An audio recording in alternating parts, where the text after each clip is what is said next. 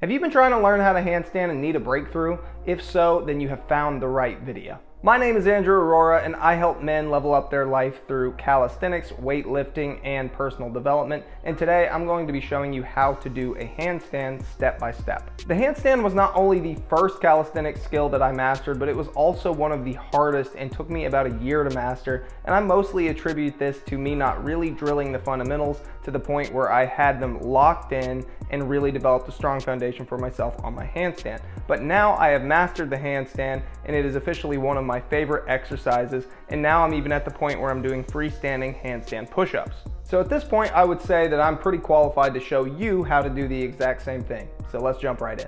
So the first exercise that we have on this list towards helping you master your handstand is the Pike Hold. So to perform the Pike Hold correctly, what you're going to do is you're going to place your hands on the ground about shoulder width apart, and then you're going to have your legs together and you're going to get into a pike position with your butt up in the air, your legs straight, and your arms pressing into the ground. By doing this is going to help you start to develop the shoulder strength that you're going to need when you're actually in an upside down handstand position. And if you happen to be more flexible, then you can get your legs even closer to your body, making this even more challenging. As for me, I'm not super flexible, so I can only get my legs so close. But if you want to make this more challenging, what you can do is you can prop your feet up on an elevated surface, such as a bench, and then get into a more upside down position by having your legs up on the elevated surface. From here, I would get used to holding this position for about 30 to 60 seconds. And once I start feeling comfortable in this position, then I would move on to the next step in mastering your handstand, which is the back to wall handstand. So this is where you're really going to start to develop the foundation for your handstand. And what you're going to do is you're going to find a wall. Any wall will do that you can kick up onto, just preferably one that doesn't have like family photos or something on it, unless there's like a picture of a family member, like a brother or something you can't stand, in which case kick that shit off the wall and let's keep going. From here, what you're going to do is you're going to place your hands as close to the wall as you feel comfortable, maybe about 6 inches or so away from the wall. Have your hands about shoulder width or ever so slightly past shoulder width apart. You're going to have your hands straight and your fingers wide, and then you are going to kick into the handstand. When kicking into the handstand, you're going to want to kick up with one leg at a time and keep your legs straight. You don't want them to bend. We're not trying to emulate a scorpion. We're trying to do a handstand. Once in position, we're going to do exactly what we did with the pike. We're going to be pressing into the ground with our shoulders, and we're going to want to hold this for about 30 to 60 seconds comfortably before moving on to the next step. Now, it is important to note that when doing the back to wall handstand, you're not going to be in perfect handstand form. In fact, it actually promotes slightly improper form by having your legs a little bit too far forward and your back a little bit too arched. However, this is a great exercise for getting you used to being upside down and really developing that shoulder strength. It's just not something that you're going to want to do forever when trying to get the proper handstand form. Another thing to note is that you may also find that when you start doing handstands a lot, that your wrists are really going to hurt, especially the back of your wrists. And this is just something that you're going to get used to over time. Eventually your wrists are going to get more conditioned to be under that kind of pressure. But what you're going to want to do before doing handstands is stretch your wrists out a little bit before and after doing your handstands, so that way you can really loosen up those muscles and prepare them for that excess stress. Now, real quick, I wanted to interrupt this video to mention my free resource, the Fast Track to Fitness 20 Must-Know Tips when starting your fitness journey. I put this free resource together so that way you'd have a list of a bunch of the lessons I've learned over the years on my fitness journey and the things that I wish I would have known when I started, so that way you can develop a strong foundation for yourself on your fitness journey and avoid a bunch of the pitfalls that I've fallen into and that many other people fall into on their journey. And if you want to pick this up, you can do so by clicking the link in the description of this video. Now on to the next part of the lesson. Now the next exercise that we have on this list is the back to wall push-offs. So when you're actually in a handstand, it's going to be a constant battle of pushing between the front of your palm here and your fingers, as well as the bottom of your palm, so that way you can keep your balance. It's always going to be this constant push-pull. I say push-pull, but it's actually push. Anyway, it's going to be this constant balance between the front and the back of your hand to keep you balanced in a handstand. Now the goal for this exercise is to really start focusing on helping you build that finger strength that you're going to need to keep yourself balanced while you're in a handstand. So what you're going to do is you're going to jump into the back to wall handstand like we were just doing, but then you're going to push as hard as you can with your fingers to get your feet off of the wall. From here, if you're feeling daring, you can definitely try to keep your feet off the wall as long as possible and actually try to hold somewhat of a handstand position.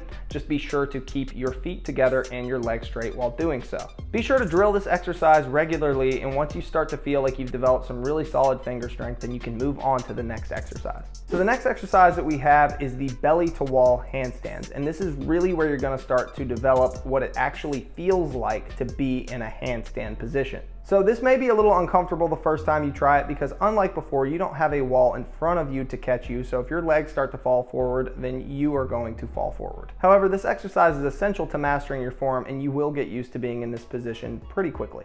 Now, admittedly, had I drilled this exercise more often at the beginning of my handstand journey, then I probably would have mastered it a lot sooner. But once I started feeling like I could kick into a handstand for at least a few seconds, I started doing that and I quit drilling the basics, and that was a huge mistake. So be sure to really drill this until you get the shoulder strength and really feel like you're used to being in that position and that your body's just really mastered the muscle memory of holding that nice straight position up against the wall.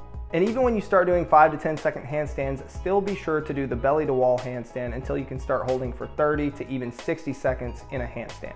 Now what we're going to do to get into this position is we are going to wall walk up into the handstand. We're going to keep our feet together, our legs straight, our shoulders pressed into the ground, our hands straight, our fingers wide, and again we're going to be looking in kind of a triangle shape between our hands. From here, again, try to hold this for a solid 30 to 60 seconds until you really develop that shoulder strength, and then you'll be ready to move on to the next exercise. The next exercise on this list is the belly to wall handstand toe tap. So once you get used to doing the belly to wall handstands and have really developed that good foundation and good shoulder strength, this is where we're going to introduce the belly to wall handstand toe taps and really start separating ourselves from that wall. Now you may have to have a little bit more distance from the wall so that way you can actually, kick your feet off of the wall and not fall forward, but it won't be a whole lot more. Now start with 1 foot at a time, always having 1 foot on the wall and 1 foot off the wall, but as you get a little bit more comfortable, what you're gonna do is you're gonna slow down how quickly you switch your feet, and for about a second or two, you're gonna actually have both of your feet off of the wall.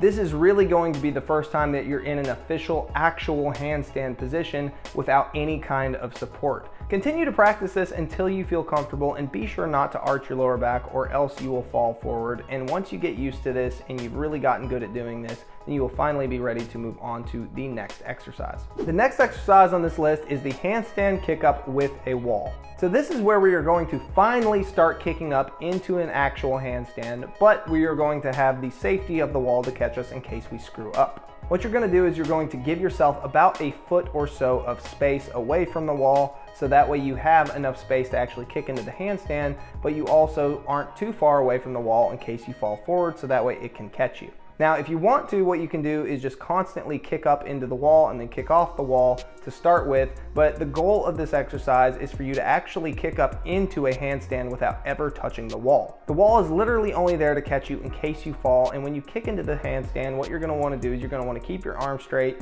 your shoulders pressed into the ground, your legs straight, your feet together. You're going to want to avoid arching your lower back, and you're going to want to keep your eyes focused on that triangle position like we were talking about before between your hands. Keep your arms pressing into the ground, and if you start to fall towards the wall, use your fingers to push you back, and if you start to fall back towards the ground, then use the bottom part of your palm to start pushing yourself back towards the wall. This is going to be a constant balance between the front and the back of your hand, or the top and the bottom of your hand, whatever you want to call it. This is going to be a constant push between these two sections of your hand to keep you straight and keep you balanced. And once you feel comfortable finally kicking into a handstand without touching the wall, then you are finally ready for a real handstand with no assistance at all.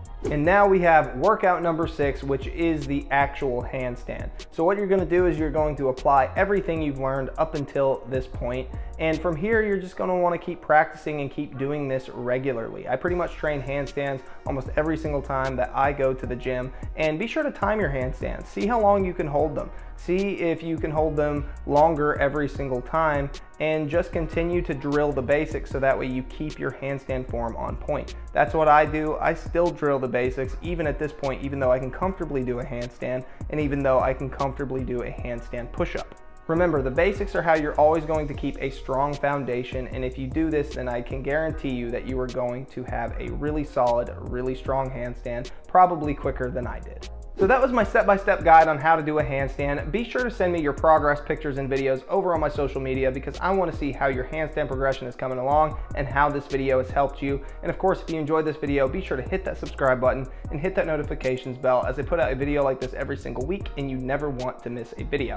And before this video comes to an end, I wanted to mention one more time my free resource, the Fast Track to Fitness 20 must-know tips when starting your fitness journey. If you want to pick this up, you can do so by clicking the link in the description of this video. And of course, if you enjoy this video, be sure to drop a like, leave a comment, and share this with someone who can gain some value from it. And I will see you guys next week. Peace.